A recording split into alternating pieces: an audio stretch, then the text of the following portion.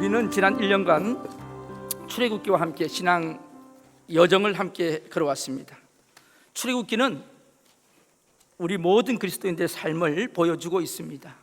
야곱의 식구 70명이 기근을 피해 고센 땅에 정착한 뒤에 오랜 세월 400년이 지나면서 이 애굽의 바로는 불어나는 이스라엘 민족을 보며 두려워했습니다. 그래서 여러 가지 핍박했죠. 남자아이가 태어나면 죽이라고 했고, 그리고 노동으로 핍박합니다. 이스라엘 백성들은 하나님 앞에 부르짖습니다. 하나님의 약속은 변치 않습니다. 하나님의 말씀은 그대로 이루어집니다. 인정하십니까? 하나님의 말씀은 그대로 이루어집니다. 하나님은 아브라함에게 약속하여 주셨습니다.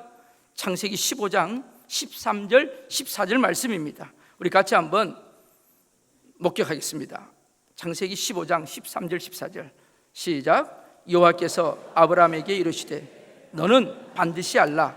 내 자손이 이방에서 객이 되어 그들을 섬기겠고 그들은 400년 동안 내 자손을 괴롭히리니 그들이 섬기는 나라를 내가 징별할지며 그 후에 내 자손이 큰 재물을 이끌고 나오리라. 아멘. 하나님의 말씀은 그대로 이루어집니다. 하나님은 부르짖는 백성들의 소리를 외면하지 아니하십니다. 하나님은 모세를 부르셔서 그를 구원하기 위해서 놀라운 계획을 실행하십니다. 애굽은 세상의 모형이고 바로는 사탄의 모형이며 이스라엘 백성은 바로 교회의 모형이라고 제가 말씀드렸습니다. 모세는 예수 그리스도의 그림자라고 할 수 있습니다.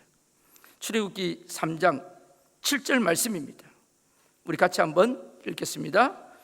여호와께서 이르시되 내가 애굽에 있는 내 백성의 고통을 분명히 보고 그들이 그들의 감독자로 말미암아 부르짖음을 듣고 그 근심을 알고. 아멘. 하나님은 우리의 고통과 아픔을 보시는 분이십니다. 지금도 우리 고통을 보고 계시는 분이십니다. 또한 우리의 부르짖음을 듣고 계신다고 성경은 말씀합니다. 그리고 그 근심을 알고 계신다고 성경은 말씀합니다. 지나간 출애굽의 말씀을 돌아보려고 합니다. 1장부터 11장은 한마디로 말씀드리면 이스라엘 백성들의 고통과 아픔을 보시고 모세를 통하여 그들을 구원하시기 위하여 하나님이 친히 준비하시고 찾아오시는 모습들입니다. 암울한 시대에 하나님의 대안은 바로 모세였습니다. 모세를 세우기 위해 하나님은 80년을 기다리십니다. 80년.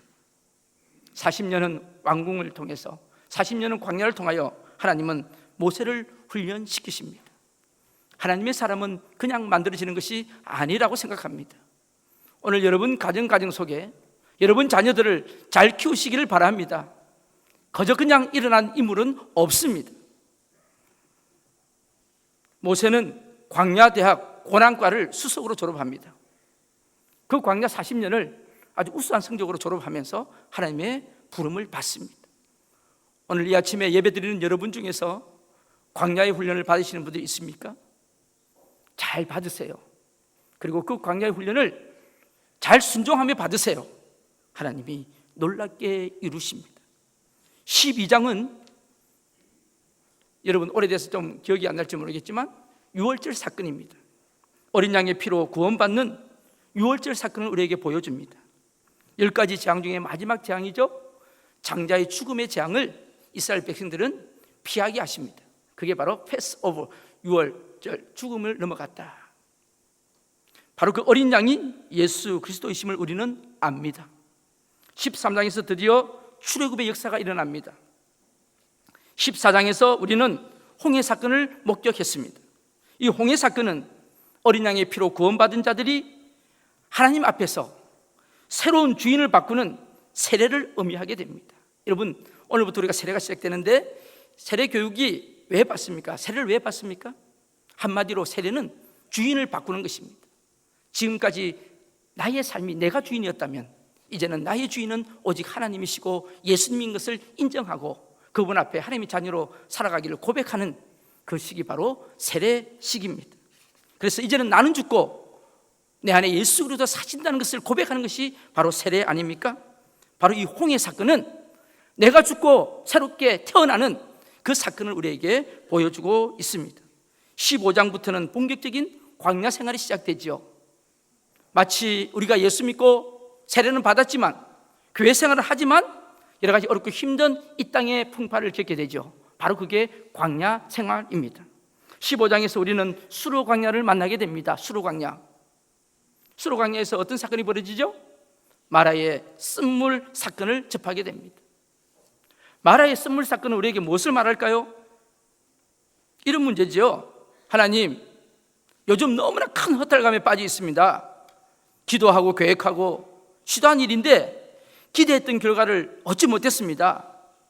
옛날에는 기도하지 않고 마음만 먹어도 응답해 주신 하나님이신데 이제는 기도하고 무언가 성령께서 주시는 감동에 따라 순종하는데도 너무 실망스러운 일들이 반복되네요. 어떻게 해요, 하나님? 무언가 될 듯 하다가 안 되고 뚜껑을 열어보면 전혀 기대했던 것과는 다른 별 유익이 없는 결과만 얻게 되네요. 하나님, 어떻게 해야 이런 꼬인 문제를 풀 수 있습니까? 인생에 하나님 왜 이리 자꾸 꼬이죠? 그게 바로 마라의 쓴물 사건입니다.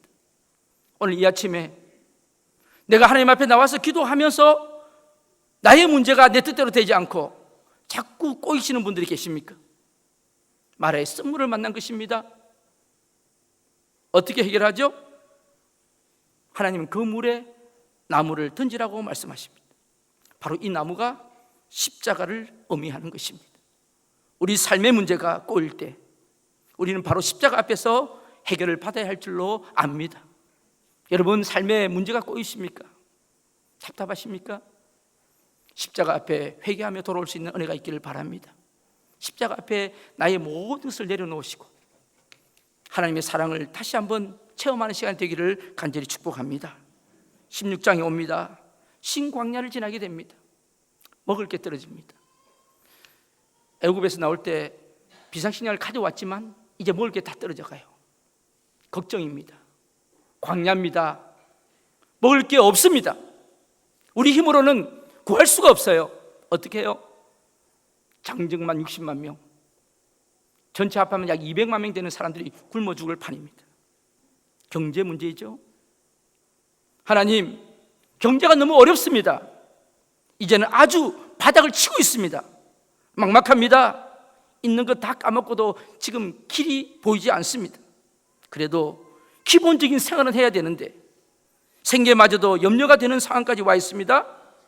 가족들도 있고 아이들도 있는데 이제 본격적으로 돈을 써야 되는데 애들이 공부를 해야 되는데 기본적으로 들어가는 돈이 필요한데 더군다나 최근에 하나님 제 건강마저도 지금 힘이 드네요. 몸도 자꾸 아파오고요. 낙심이 됩니다. 뭔가 희망이 보여야 하는데 그렇지 못합니다. 하나님 어떻게 하죠? 이게 바로 신광야 사건입니다. 하나님 어떻게 살아요?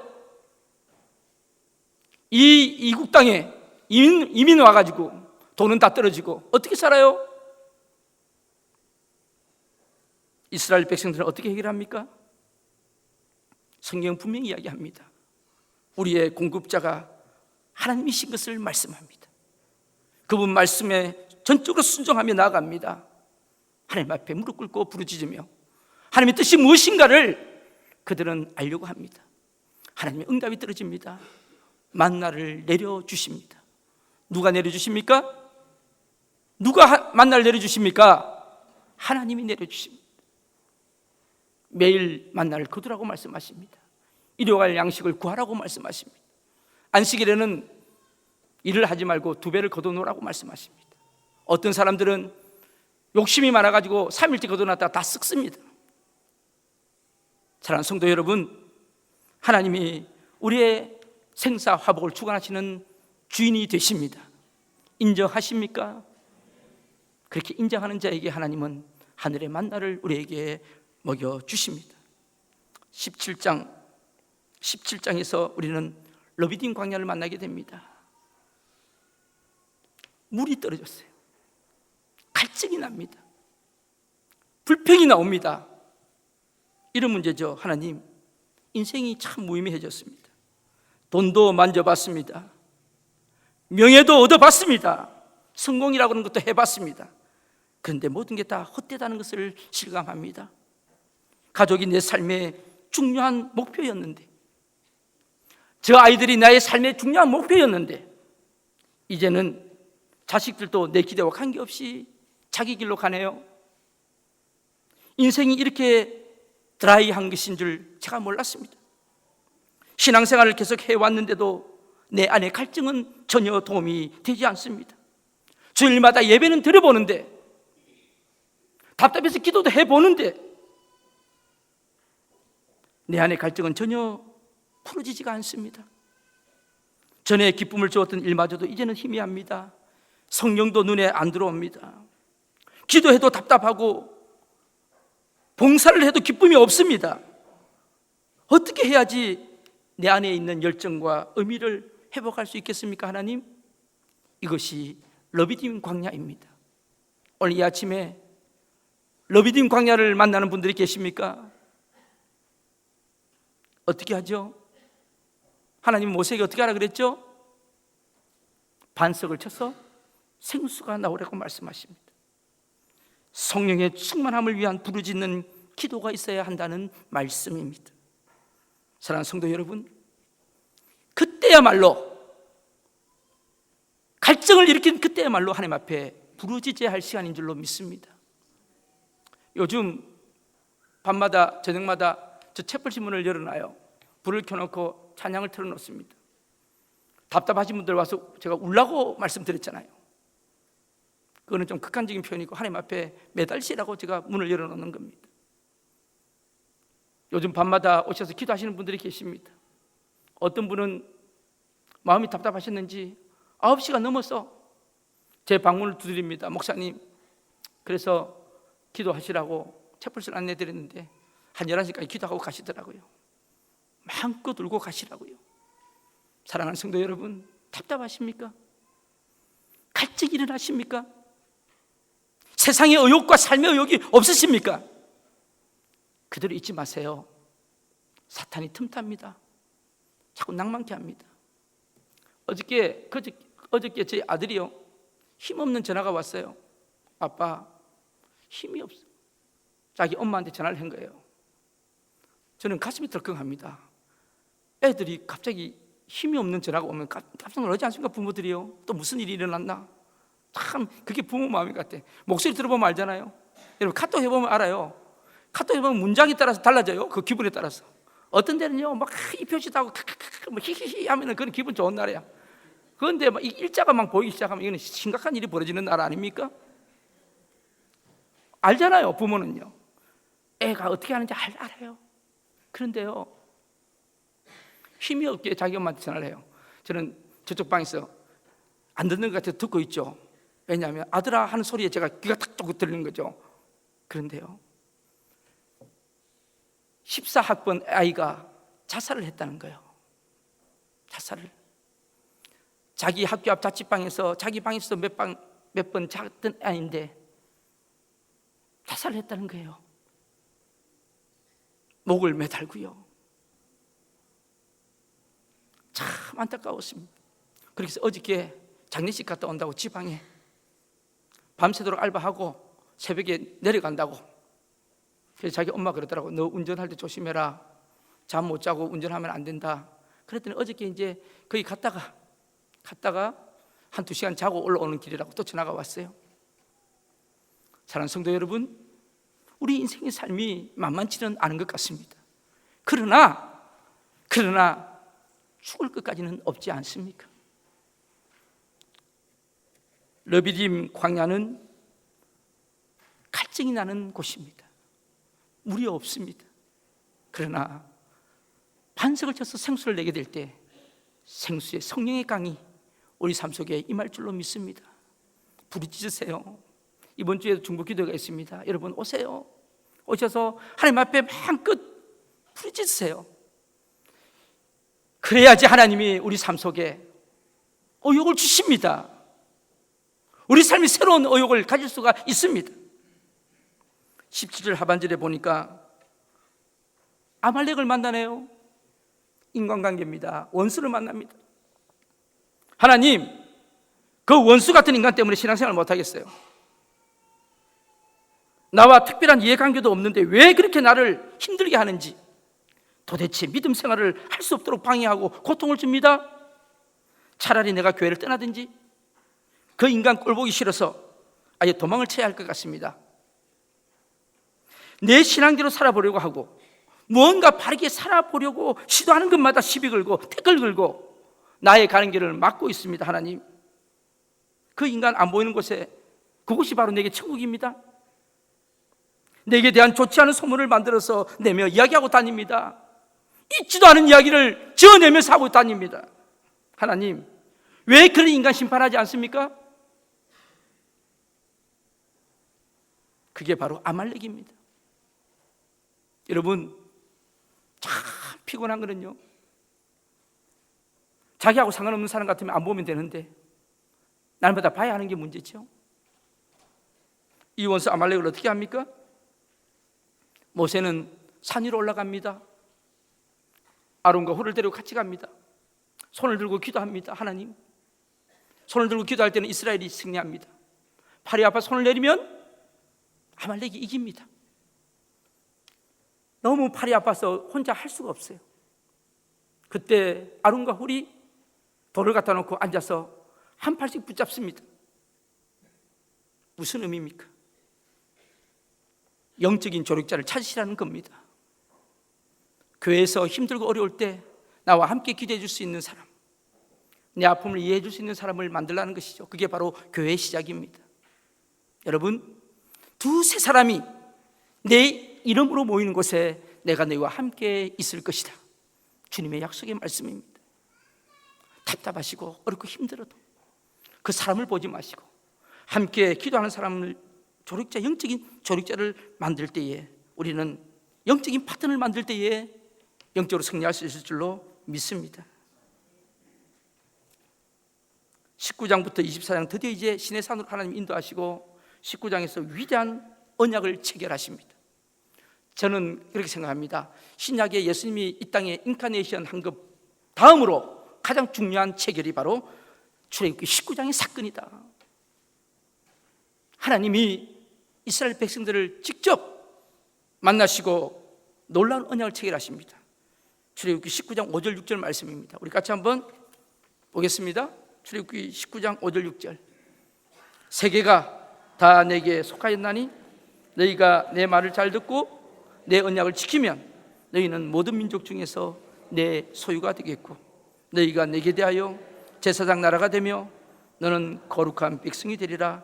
너는 이 말을 이스라엘 자손에게 전할지니라. 아멘. 오늘 우리에게 주시는 말씀이 되기를 축복합니다. 제사장 나라가 되겠고 너희는 거룩한 백성이 되리라. 거룩한 백성이 되리라. 여기 거룩하다는 말은 무슨 뜻이라고요? 행실이 바르다는 그런 뜻이 아니죠. 구별했다는 뜻입니다. 하나님 우리를 구별해 놓으셨다는 뜻입니다. 오늘 저와 여러분은 하나님 앞에 구별된 성도인 줄로 믿습니다. 하나님은 시내산에서 이스라엘 백성들에게 십계명과 율법을 주십니다. 하나님의 백성으로 살아가야 할 규례를 말씀하십니다. 그런데 그 말씀을 받는 사이에 40일 동안 그것도 참지 못해서 이스라엘 백성들이 뭐를 만들었다고요? 예? 예. 이거는 이제 얼마 전에 했던 이야기를 기억을 하시네. 이제 드디어 금송아지. 기억나십니까? 여러분, 금송아지냐 여호와냐? 제가 막 입에 막 침을 튕기면서 이야기 흥분했던 이야기 생각나십니까? 금송아지냐 여호와냐? 그래서 모세가 내려와서 돌판을 깨뜨려 버립니다. 돌판이 깨집니다. 그 말씀은 사람이 행위로는 어렵다함을 받을 사람이 아무도 없다는 것을 우리에게 의미해 주고 있습니다. 철저하게 깨뜨려 버립니다. 하나님은 우리의 의를 철저하게 깨뜨립니다. 여러분, 우리가 어려우면 얼마나 어렵겠어요? 사람이 바르면 얼마나 바르게 살 수 있겠습니까? 여러분, 포기하세요. 내가 바르다는 것을 포기하세요. 그래야지 하나님의 은혜를 받을 수가 있습니다. 여러분, 목사에게 빨리 실망하세요. 목사가 거룩한 자입니까? 물론 거룩한 자죠. 저도 거룩한 사람입니다. 그런데요, 목사가 다가 아니에요. 완벽한 인간이 아니에요. 어떤 분은 목사를 하나님처럼 생각해요. 참 감사해요. 그것까지는 좋은데 삶까지도 그렇게 보기를 바라요. 목사는 화장실 안 갑니까?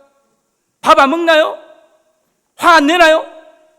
화 한 번 내면 목사가 지를 수가 있냐 그러고. 그럼 저 어떻게 해야 됩니까?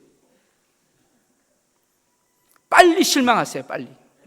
빨리 실망해야지 하나님의 은혜를 받을 수가 있습니다. 인간은 다 그렇지 뭐. 그래야 사람을 의지하지 않고 하나님을 의지할 수가 있는 줄로 믿습니다. 제가 이 말씀을 오해하지 않게 들으시기 바랍니다. 여러분, 남편에게도 빨리 실망하는 게 좋습니다. 제가 주례할 때 분명히 이야기하잖아요. 너는 누구를 제일 사랑하니? 그때 나는 남편을 하면 그거는 50점밖에 안 된다 그랬죠. 여러분, 가정에서 하나님이 제일 사랑하고 예수님 제일 사랑하고 두 번째로 남편을 사랑한다 해야지 그 가정이 평탄한 가정이 될 줄로 믿습니다. 여러분, 우선순위가 뭔지를 아시기를 바랍니다. 우리 남편이 최고니까 남편이 배신하니까 그냥 죽어버리잖아 같이. 내 아내가 최고인데 내 아내가 잘못되니까 실망이 돼가지고 방황하지 않습니까? 그렇잖아요. 사람한테 실망합니다. 여러분, 사람을 너무 의지하지 마세요. 사람은 믿는 존재가 아니고 의지하는 존재가 아니고 사람은 사랑하는 존재입니다. 아시겠습니까? 사람은 사랑해주는 존재입니다. 내가 저 인간 믿고 그 말 쓰지 마세요. 부부 사이가 왼수라 그럽니다. 왼수. 왜 왼수입니까? 어떤 부부가 천국 가려고 입구에서 베드로를 만났대요. 그런데 남편은 화장실 갔다 오다 좀 늦었고 부인이 먼저 올라갔어. 남편이 먼저 올라갔어요. 그런데 베드로가 문 앞에 서서 이제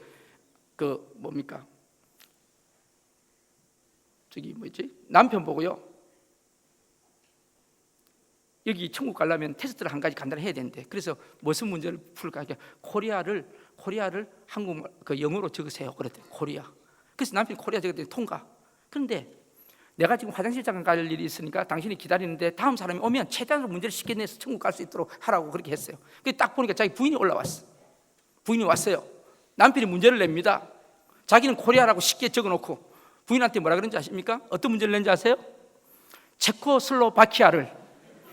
체코슬로바키아어로 쓰세요. 같이 안 가겠다는 거예요.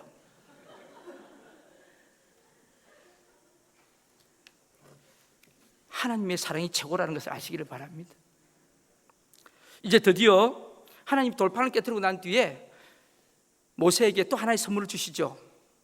십계명 갖고는 우리가 인간이 하나님 앞에 어렵다 할 수 없으니까 하나님이 다른 은혜의 도구를 하나 주십니다. 뭐죠? 뭐예요? 성가대? 네, 그래서 성막 설교를 주십니다. 바로 그 성막이 뭐라고요? 하나님 우리를 만나 주시겠다는 겁니다. 그래서 성막이 드디어 오늘 40장에 완성이 되면서 출애굽은 끝이 납니다. 그동안 고생 많이 하셨습니다. 출애굽까지 공부하신다. 그런데 이게 끝나면서 어떤 일이 벌어집니까? 35절입니다. 우리 같이 읽겠습니다. 35절 시작. 모세가 회막에 들어갈 수 없었으니 이는 구름이 회막 위에 덮이고 여호와의 영광이 성막에, 무엇이 여호와의 영광이 어디에요? 성막에 충만함이더라. 할렐루야. 하나님의 영광이 성막에. 여러분, 성막은 예수 그리스도의 모형입니다. 번제단은 십자가를 의미하고요, 정극의 언약궤는 하나님의 임재를 상징하지 않습니까?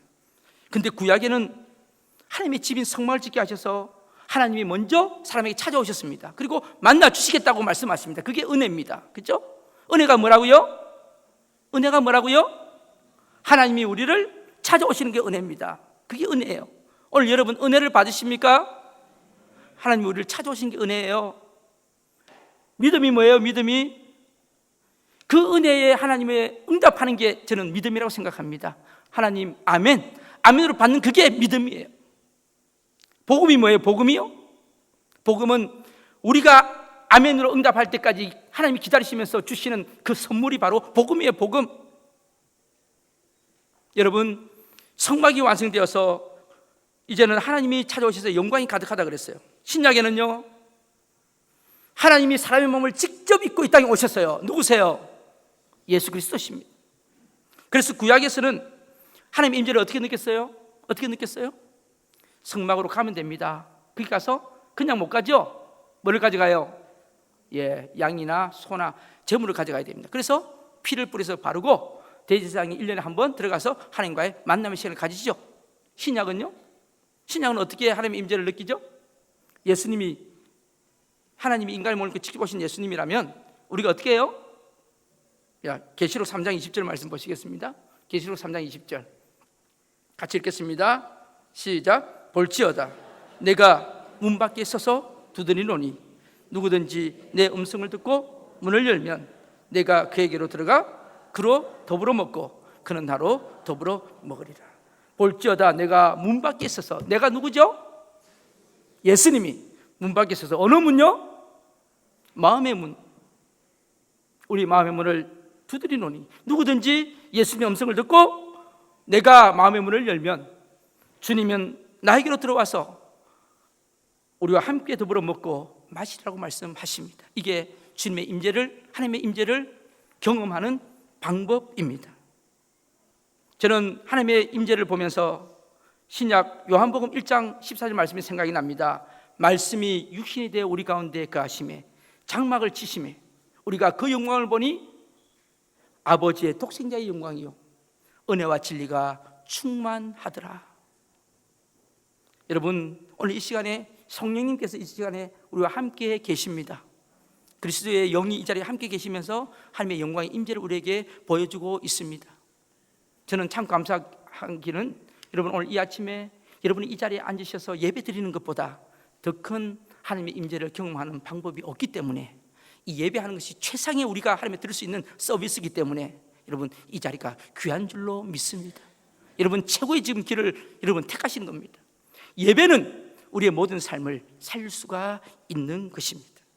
또한 오늘 마지막으로 본문에 보면 그 구름과 불기둥이 어떻게 한다고요? 우리 같이 한번 읽어볼까요? 36절, 37절, 38절 같이 읽겠습니다. 시작. 구름이 성막 위에서 떠오를 때에는 이스라엘 자손이 그 모든 행진하는 길에 앞으로 나아갔고 구름이 떠오르지 않을 때에는 떠오르는 날까지 나아가지 아니하였으며 낮에는 여호와의 구름이 성막 위에 있고 밤에는 불이 그 구름 가운데 있음을 이스라엘의 온 족속이 그 모든 행진하는 길에서 그들의 눈으로 보았더라. 아멘. 구름 기둥과 불 기둥이 이제는 그들을 인도하기 시작합니다. 그래서 오늘 말씀의 제목이 하나님의 영광과 인도입니다. 사랑하는 성도 여러분, 하나님께서 이스라엘 백성들에게 성막을 주신 것은 그들에게 하나님의 영광을 드러낼 뿐만 아니라 우리에게 은혜를 주시고 그들의 삶을 인도하시기 위해서 성막을 주셨습니다. 그래서 그 언약궤가 항상 이스라엘 백성들의 방향이 되었고 목적이 되었습니다. 여러분, 왜 방황하십니까? 방향과 목적이 없는 사람을 방황하는 사람이라고 이야기합니다. 세상 사람들은 방황을 합니다. 열심히 안 사는 게 아니에요. 열심히 살아요. 그런데 방향이 없어요. 여러분, 속도보다는 방향이 중요합니다. 그렇죠? 여러분, 어느 쪽으로 가든지 여러분 방향을 정하시고 속도를 내시는 것이 좋습니다. 하나님의 인도하심을 여러분은 받고 계십니까? 구름 기둥과 불 기둥은 하나님의 말씀과 성령의 임재하심 속에 그 인도하심을 받으라는 하나님의 음성인 줄로 믿습니다. 동독 베를린 장벽이 무너지기 전에 270만 동독인들이 자유를 찾아서 서쪽으로 이동했습니다. 1954년이죠. 수많은 인파가 구름처럼 서쪽으로 이동하는 가운데 정반대인 동쪽으로 떠나가는 한 가족이 있었어요. 많은 사람들이 다 서쪽으로 가는데 이제 공산주권이 들어오니까 살려고 다 서쪽으로 가는데 한 가정이 동쪽으로 반대로 오고 있었어요. 서독 출신의 호르스트 카스너 목사의 가족이었습니다. 이 카스너 목사 가족은 피난 행렬을 역행해서 동쪽으로 향하고 있었습니다. 왜 그랬을까요? 많은 목사들이, 성직자들이 동쪽에서 서쪽으로 움직이니까 동쪽에는 목회자들이 없었어요. 모자랐어요. 서독에는 성직자들이 넘쳐나고 동독에는 성직자들이 없는 기근 현상이 일어났어요. 이 소식을 들었어요. 동독은 목회자가 없어서 수많은 영혼들이 방치되고 있었습니다. 카스너 목사님은 서독에서 남부럽지 않은 생활을 했습니다. 여러분, 독일은요 목사가 공무원입니다. 공무원. 12개 목사 되면 나라에서 월급이 나와요. 안정된 생활이죠. 카스너 목사는요 안정된 생활을 하고 있을 뿐만 아니라 그 당시에 낳은 지 6주 된 애가 하나 있었어요. 6주. 피덩어리잖아요. 함부로께서 이 애를 낳은 지 6주가 됐는데 이 신생아를 데리고 머나먼 동쪽의 길, 거처도 없어요. 교회도 정해지지 않았어요. 어디 오라는 데도 없어요. 그런데 그 6주 된 애를 안고 이 가족은 동쪽으로 움직이기 시작했던 것입니다. 하나님 앞에 고민하던 그의 삶을 결단을 내린 거죠. 하나님, 제가 동쪽으로 가는 게 하나님 뜻입니까? 인도하심을 구했던 거죠. 하나님이 그곳으로 가라는 음성을 들었어요. 안락한 생활을 포기하고 교회도 없는 공산치하로 들어가기로 마음을 먹었습니다. 누가 보기에도 무리한 일이었습니다. 그러나 이 카스너 목사님은 청지기 인생을 사는 것이 하나님 앞에 합당하게 여기고 예수님이 가셨던 그 길, 고난의 길, 좁은 길, 진리의 길, 생명의 길, 십자가의 길을 택하기로 하나님 앞에 결심을 했던 것입니다. 사랑하는 성도 여러분, 하나님의 일은요 항상 있는 것은 아닙니다.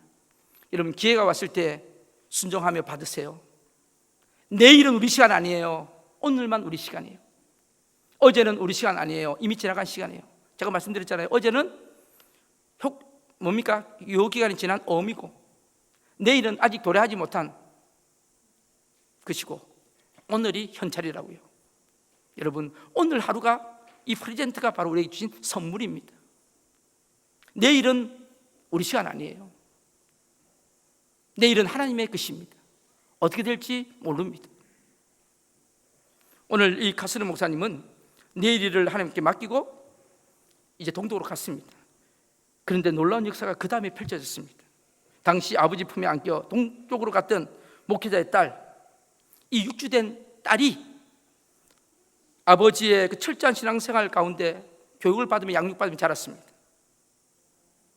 그 성직자의 딸이 지금 통일 독일을 이끌고 있는 앙겔라 메르켈 총리입니다.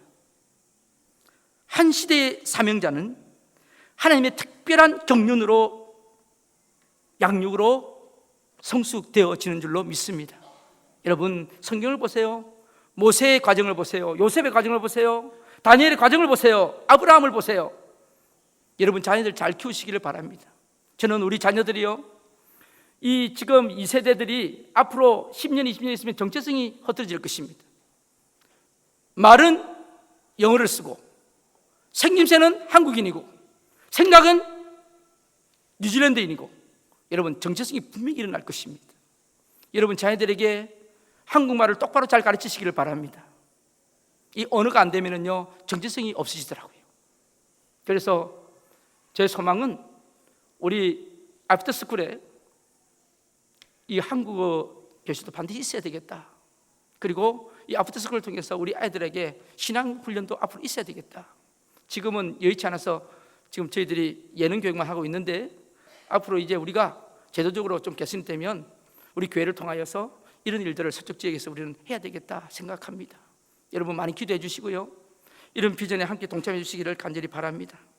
앙겔라 메르켈 총리 2013년 9월 독일 총선에서 그녀가 이끄는 기독교 정당 연합이 압도적으로 승리를 거두면서 메르켈은 3선에 성공했습니다. 그녀는 옛 동독 지역인 우크마르크의 루트교회 목사 딸입니다. 소박한 시골 교회에서 자란 소녀가 통일 독일의 최고 지도자가 돼서 유럽의 경제 위기 극복과 전 세계 자본주의 체제의 개혁을 지금 이끌고 있지 않습니까? 이 모든 것은 바로 하나님의 은혜와 사랑이고 하나님의 작품인 줄로 믿습니다. 여러분, 자녀들 너무 학군 따지지 마시기를 바랍니다. 한국 학군 따져서 좋은 게 뭐가 있어요? 지금 저번에 인터넷에 보니까 서울 최고의 대학의 대학원을 졸업한 석사가 사고 쳤더만요. 여러분, 환경이 중요한 게 아니고요, 세상 사람들은, 하나님 모르는 사람들은 환경에 반응하지만 하나님의 사람들은 하나님의 약속의 말씀에 반응하는 자인 줄로 믿습니다. 지금은 눈에 보이지 않고 지금은 이해가 되지 않더라도 하나님의 약속의 말씀 붙잡고 여러분 반응할 수 있기를 축복합니다. 그러면 하나님이 역사하십니다. 여러분, 역전의 역사들이 지금도 일어나고 있는 줄로 믿습니다. 하나님의 인도하시면 결코 후회하심이 없으십니다. 저는 우리 오클랜드 한인교회가 진정 하나님의 말씀과 성령의 인도하심에 온전히 인도함을 받는 믿음의 공동체가 되기를 간절히 기도하고 있습니다. 순종하며 나아가는 우리 모든 권속들이 되시기를 간절히 축복합니다. 하나님의 사람은 하나님의 약속의 말씀에 반응하면서 나가는 사람들입니다. 우리 교회는 앞으로 수년여간에 놀라운 하나님의 역사를 경험하게 될 것입니다. 하나님의 크신 영광과 임재와 능력을 경험하는 공동체가 될 것입니다. 왜냐하면 하나님이 기뻐하시고 하나님이 원하시는 것으로 가기 위하여 몸부림치며 가는 공동체이기 때문에 저는 분명히 하나님께서 우리 교회를 가장 좋은 것으로 하나님의 영광을 위하여 아름답게 사용하시리라 확신합니다. 하나님의 영광과 인도하심의 은혜가 우리 가정들 위에, 우리 공동체 위에, 또한 이 땅의 위에 가득히 일어나시기를 함께 기도하며 나아가시기를 축복합니다. 기도하시겠습니다.